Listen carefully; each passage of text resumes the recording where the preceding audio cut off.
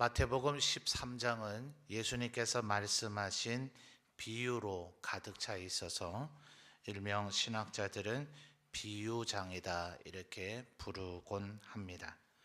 예컨대 고린도전서 13장을 사랑장, 15장을 부활장, 혹은 히브리서 11장을 믿음장이라 이렇게 부르듯이 말입니다.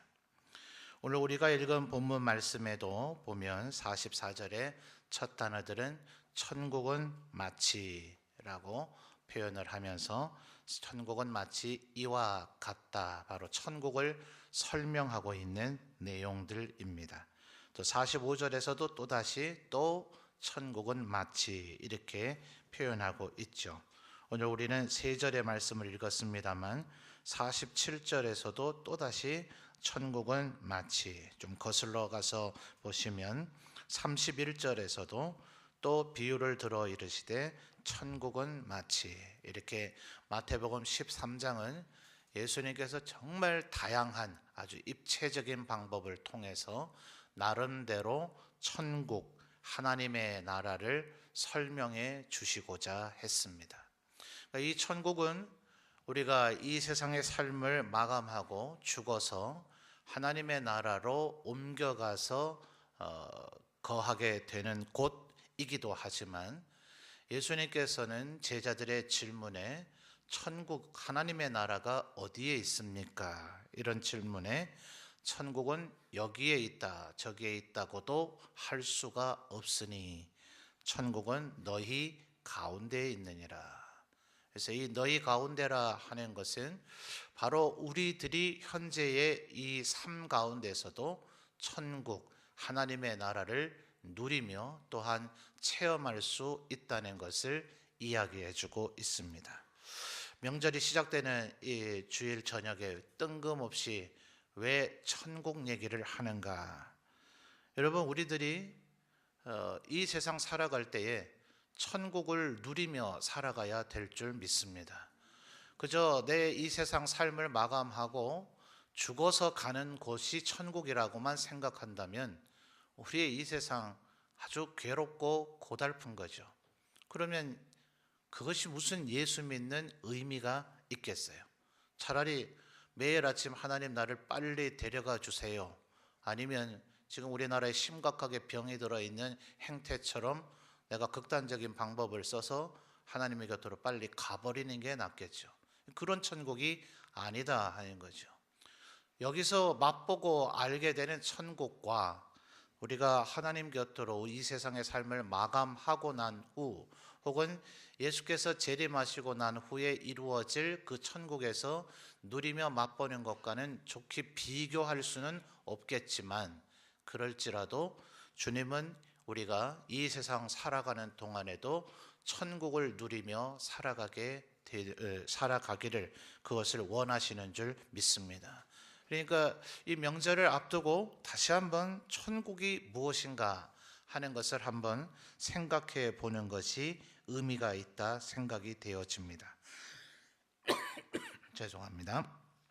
특별히 오늘 우리가 읽은 본문의 말씀은 이 모든 것들은 다 비유이죠. 비유.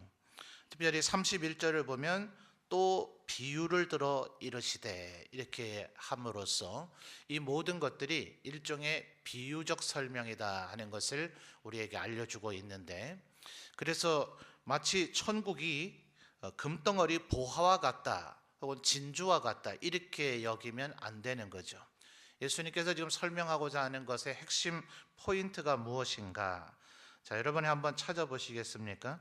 44절과 46절을 보면 공통되게 나오는 단어들이 있습니다. 하나의 단어가 아니라 한 세 네 개의 단어로 조합이 된 구절이라 그러죠. 한 어구가 중복이 되고 있어요. 44절과 46절에 44절은 보화의 이야기고 45, 46절은 진주의 이야기라서 비슷하나 다른 이야기인데 똑같은 어귀가 44절과 46절에 나옵니다. 무엇입니까? 자기의 소유를 다 팔아. 바로 이것이 예수님께서 지금 보화와 진주를 가지고 천국에 대해서 설명하고자 하는 것의 핵심입니다. 특별히 44절의 이 이야기는 오늘날에야 지폐도 있고 또 수표도 있고 또 온라인으로 얼마든지 금융 거래가 가능하지만 고대 사회에서는 금이나 은 같은 쇠붙이에 의한 화폐들이 전부였겠죠. 더더욱 금, 은 덩어리로 아예 물물 교환의 어떤 도구로 돈의 가치를 사용을 했겠죠. 그러니 이런 것들은 다 일정 부분 부피가 있고 무게가 있습니다. 오늘날에도 전쟁이 완전히 종결된 사회는 아니지만 고대 사회는 지금보다 훨씬 더 많은 전쟁들이, 크고 작은 전쟁들이 있었죠. 그러다 보니 전쟁에서 피난을 가야 될 일이 종종 벌어지곤 했는데 그때마다 이 모든 재산들을 들고나 소유하고 움직일 수가 없는 거죠. 그래서 금, 은 혹은 동전 같은 류로 되어져 있는 자신의 모든 재물들을 밭 같은 땅 속에 감추어 두고 일단 전쟁의 난리를 피하는 일들이 빈번하게 일어났습니다. 오늘날과 같이 아주 정밀한 지도를 그려놓을 수 있는 것이 아니기 때문에 아마도 돌아왔을 때 내가 손쉽게 찾을 수 있는 아주 고고학적인 발굴을 해야만 찾을 수 있는 그렇게 감춰놓은 것은 아니라 너무도 쉽게 발견할 수 있도록 그저 감춰두고 떠났을 겁니다. 근데 문제는 돌아왔었어야 되죠. 근데 돌아오지 못하고 전쟁의 난리를 완전히 피하지 못하고 죽게 되는 일들이 허다했기 때문에 44절의 이 이야기의 상황은 이 당시 이스라엘 사람들에게는 아주 무슨 생소한 동화 속의 이야기가 아니라 주변에서 흔히 있을 법한 그러한 이야기의 소재거리다 하는 거죠. 근데 문제는 이것을 발견하고 난 후에 그래도 적법 절차를 거쳐야 되기 때문에 이 발견한 사람은 그 밭을 먼저 산 후 그 밭 안에 있는 것을 자기의 소유물로 삼고자 하는 것입니다. 또 45절과 46절에서도 마찬가지 이 45절 하반절을 보면 좋은 진주를 발견한 사람은 장사, 상인이죠, 상인. 그러니 극히 값진 진주 하나를 발견함에라고 얘기하는 것은 원 소유자는 그 진주의 가치를 알지 못하는 거죠. 그러니 지금 이 상인은 그 진주를 어서 매입을 하면 그러면 나중에 그것을 제대로의 가치를 가지고 막대한 부가 이익을 남길 수 있는 상황인 것입니다. 그러니까 이 두 이야기에 나타나고 있는 이 천국을 발견한 이 사람, 발견했다는 말도 44절과 46절에 동일하게 나오지 않습니까? 천국을 발견한 이 사람은 자기의 모든 소유를 다 팔아서 사는 것입니다. 자, 여러분, 왜 예수님께서는 천국을 이와 같다라고 설명을 하셨을까요? 자, 여러분에게 있는 소유는 무엇입니까? 또 여러분이 만약 이 보화나 진주를 발견한 사람이라면 무엇까지 여러분 팔아서 이것을 구입하고자 하시겠습니까?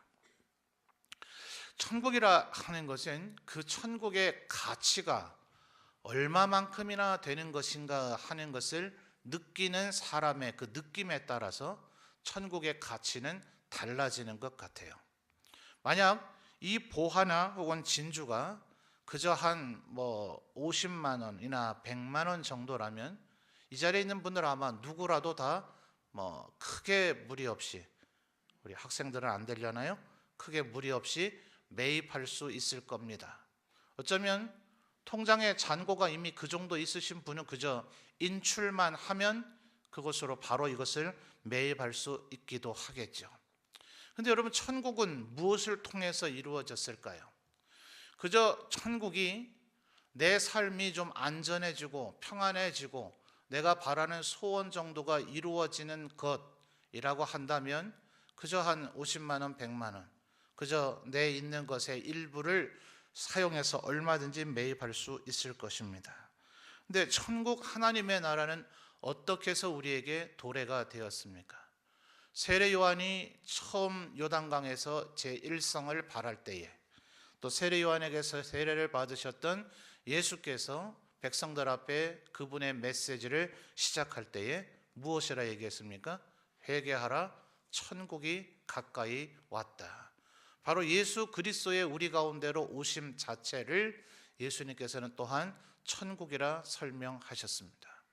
천국을 소유한다 하는 것은 결국 예수님과 하나가 되는 것이고, 그분이 우리 안에, 나의 안에, 또 내가 그분 안에 있어서 그분의 계명을 지키는 상태를 얘기하는 것이며, 또한 죽음의 권세 아래 놓여져 있던 우리가 영원한 생명을 회복하는 것일 것입니다. 그러면 주님께서 우리에게 이 천국이라고 하는 일종의 우리의 모든 소유를 다 팔아서 매입을 해야 되는 어떤 가치, 이 상품을 이렇게 매매하는 장소에 내어 놓으실 때에 그분은 무엇까지 감당하셨는가? 이 천국의 가치 속에는 무엇이 들어가 있는가? 바로 예수님의 십자가의 보혈의 희생까지 이 안에 들어있는 줄 믿습니다. 우리를 위해서 흘리신 그 피, 십자가에서 흘리신 그 마지막 피와 물, 땀 한 방울까지 그 모든 것이 응축되어 있고 농축되어 있는 것이 바로 천국이다 하는 거예요. 그렇기 때문에 지금 이 천국을 발견한 이 사람은 그것을 얻기 위해서, 이것을 얻고 난 후에 무엇을 했느냐, 그렇게 생각하면 안 됩니다. 비유입니다.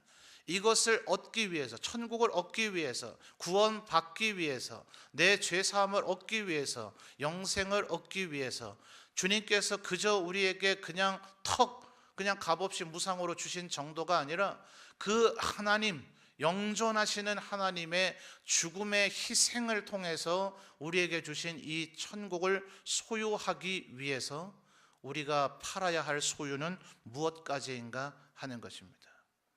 여러분, 집을 다 파셔야 할 겁니다. 여러분 가지고 있는 자동차도 파셔야 됩니다. 여러분의 농장 속에 혹시 들어있지 모르는 정말 귀중품도 다 파셔야 됩니다. 여러분의 옷장 속에 있는 새 옷이나 헌옷까지도 다 내다 파셔야 됩니다. 아니요, 지금 입고 있는 그 옷도 파셔야 됩니다. 아니요, 그거로도 모자랍니다. 여러분의 몸까지도 내다 파셔야 됩니다. 여러분의 시간도, 여러분의 생각도, 여러분의 호흡까지도, 여러분이 정말 소유하고 있는 조금이라도 눈꼽만큼이라도 가치가 있는 그 모든 것을 다 팔아서, 다시 한번 말씀을 보십시오. 자기의 소유를 그다음 뭐예요? 다 팔아서 그래야만 얻을 수 있는 것이 이 천국의 의미인 보화이며 진주이다 하는 것입니다. 기억하십시오. 그저 여러분에게 있는 통장의 잔고 50만 원, 100만 원 그거 팔아서 얻을 수 있는 것이 천국이 아닙니다. 그 천국을 그 정도로 생각하고 있는 사람들을 지난 20세기의 신학자들은 칩 그레이스, 아주 부스러기 은혜를 만족하는 사람들이라 불렀습니다. 혹시 포테이토 칩 같은 감자칩 좋아하십니까? 감자를 아주 얇게 점여서 튀겨놨기 때문에 사람이 손으로 쥐는 조그마한 그 웅크림에도 이것은 쉽게 부서지죠. 덩어리를 얻는 것이 아니라, 아주 든든한 그런 메인 식사를 얻는 것이 아니라, 다른 사람들이 손에 쉽게 잡다가 부스러져 있는 정말 예수님 앞에 그 비유처럼, 또 혹은 그 여인처럼 그저 밥상 밑에 떨어진 것을 주워 먹는 개들과 같이 그런 것을 소유하는 사람이 되어서야 되겠느냐 하는 겁니다.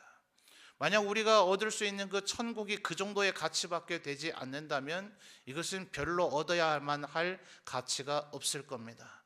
천국이라 하는 것은 우리의 생명을 되살리는 것이기 때문에 우리의 모든 소유를 다 팔아서야 얻는 것일 것입니다. 문제는 그 다음이죠. 그러면 우리에게 이제 남아있는 것은 아무것도 없네요. 도대체 이게 무슨 천국의 이야기일까요? 바로 여기에서부터 천국의 삶이 출발되는 겁니다. 여러분, 우리의 가진 것 모든 것을 다 팔아서 이제 나는 뭘 얻었습니까? 천국, 영생 혹은 구원을 얻었습니다.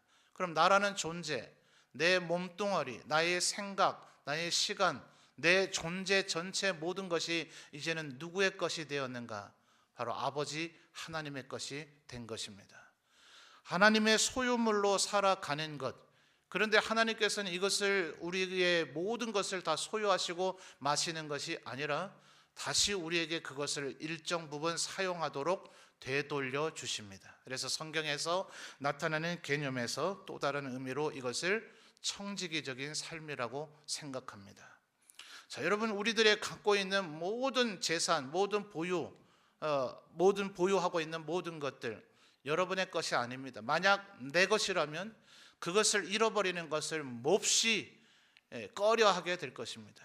그것을 오직 불키는 데만 혈안이 돼 있을 겁니다. 여러분의 인생이 만약 내 것이라면 어떻게 해야 이것을 더 가치 있고 의미 있게 쓸까? 우리는 늘 노심초사 그것을 고집할 겁니다.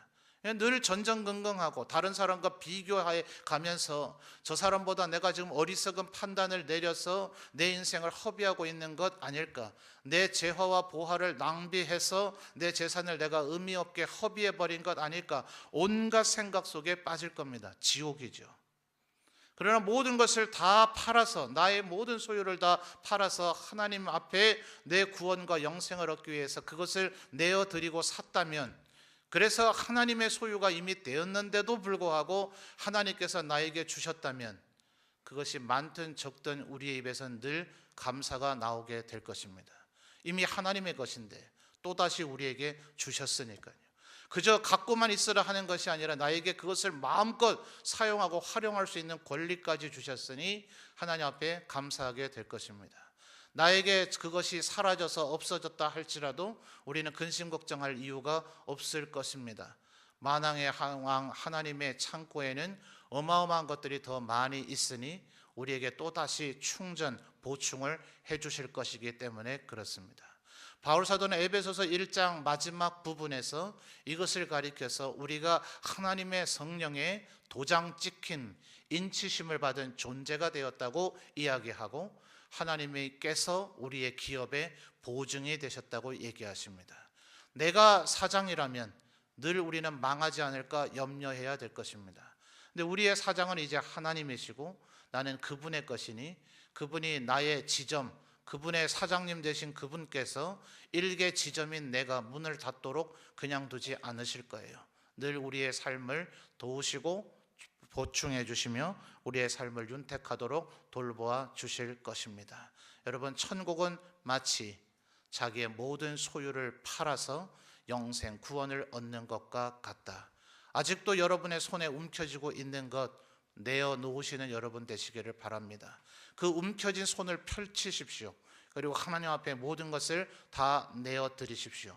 그분은 소유하고 마시는 것이 아니라 우리에게 다시 되돌려 주실 것이고 부족함이 없도록 늘 채워 주실 것입니다. 그때 비로소 진정한 천국을 맛보는 삶이 이 세상에서 시작이 되어질 줄 믿습니다. 움켜쥐고 소유하려고 하지 말고 나를 위해서 이미 모든 것을 다 내어주신 그분 앞에 천국을 발견하셨거들랑 그분 앞에 나의 모든 소유를 다 팔아 내어드리고 그 천국을 소유하게 되시는 우리 모든 성도들이 되시기를 바랍니다.